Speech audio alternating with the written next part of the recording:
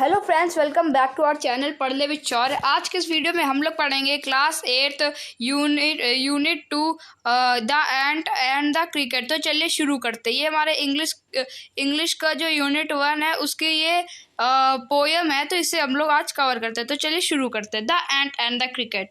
A silly young cricket accustomed to sing through the warm sunny months of gay summer and spring। यानी कि एक young cricket था जो कि काफ़ी मज़े करता था वार्म और सनी डे मंथ्स में, गर्म और सनी मंथ्स में, और समर ऑफ स्प्रिंग के सीज़न में वो काफ़ी मज़े करता था। Began to complain when he found that at home his cupboard was empty and winter was come. लेकिन उसने फिर कंप्लेन करना तब शुरू करा जब उसको पता चला कि उसके घर में जो कबर्ड है वो खाली हो गया है, जो विंटर है वो आने लगा है।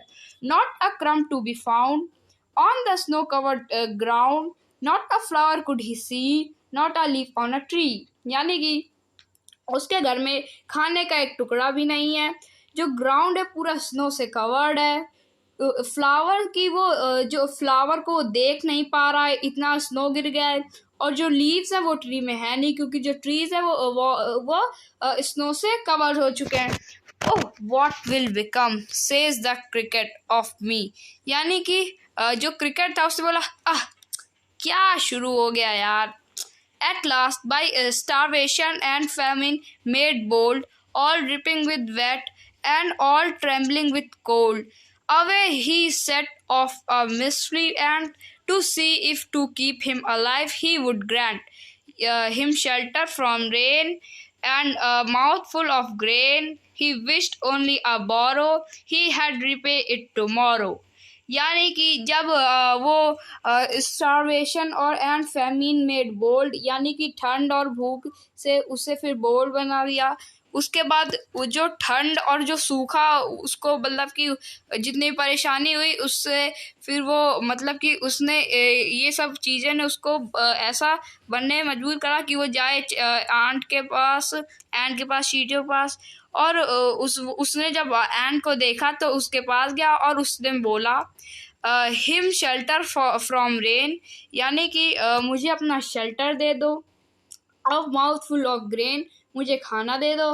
ही wished only to borrow, he had repair in it tomorrow. यानी कि वो सब ये शेल्टर और वो ग्रेन खाना ये सब वो कह रहा था मुझे बोरो दे दो, यानी उधार दे दो, मैं तुम्हें पे कर दूंगा टुमारो, मैं तुम्हें कल को पे कर दूंगा।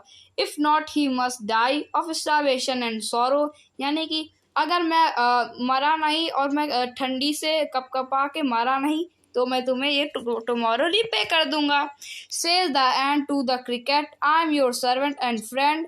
जो एंट थी उसने क्रिकेट से कहा मैं तुम्हारी सर्वेंट हूँ और फ्रेंड हूँ, but we ants never borrow, we ants never lend. यानी कि मैं तुम्हारी फ्रेंड और सर्वेंट हूँ, लेकिन जो एंट्स होती हैं वो कभी भी बोरो नहीं करती हैं, यानी वो कभी भी उधार नहीं लेती और वो कभी भी उधार नहीं देती हैं। But tell me dear cricket, did you lay nothing by when the weather was warm, quote the cricket not I. यानी कि फिर जो एंट थी उन्होंने कहा लेकिन मुझे बताओ डियर, क्या तुमने कुछ भी नहीं बचाया, कुछ भी इकट्ठा नहीं करा? जब वेदर वार्म था, वेदर गर्म था, तो जो क्रिकेट बोलता है नहीं, नॉट आई मतलब कि नहीं। My heart was so light that I sang day and night, for all nature looked grey, you sang sir you say। यानी कि उसने कहा मेरा दिल बहुत हल्का है, मैं पूरे दिन बैठकर मैं गाना गाता था दिन और रात दोनों को, और पूरे नेचर को देखता था और इंजॉय करता था और पूरा दिन गाता था। Go then, says the ant, and danced the winter away.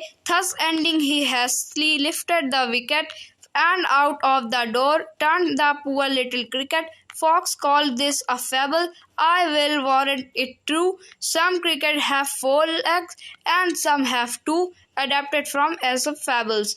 यानी कि फिर उसने क्या कहा कि जो एंट थी उसने कहा गो देन, यानी कि यहाँ से चले जाओ। और फिर वो जो क्रिकेट था वो विंटर में ऐसे कपकपाते हुए चला गया और उसे डोर खोल दिया एंट ने, और वो क्रिकेट बाहर गया और डोर तुरंत बंद कर दिया एंट्स ने। और फिर क्रिकेट उस फॉक्स उसमें ठंडी से ठंड थी तो वो कपकपाने लगा। तो ये जो तो इसमें ये कह रहे हैं कि जो कुछ क्रिकेट्स होते हैं उनके 4 लेग्स होते हैं, कुछ क्रिकेट्स होते हैं जिनके 2 लेग्स होती हैं। और ये जो ब्यूटीफुल पोयम है ये ली गई है एज अ फेबल्स से। तो ये इसकी ग्लॉसरी है। इसका जो इससे हम लोग कर ही लेते हैं इसी वीडियो में। एक्स्टम्ड टू सिंग मतलब use to singing in habit of singing. इसका मतलब ये कि सिंगिंग को अपनी एक हैबिट बना देना। Famine secretary of food having nothing to eat, यानी कि जो फेमीन होता है उसका मतलब ये होता है कि खाने को कुछ ना रहना, या सेक्रेटरी ऑफ फूड। ले नथिंग बाई, यानी ले नथिंग बाई मतलब सेव नथिंग।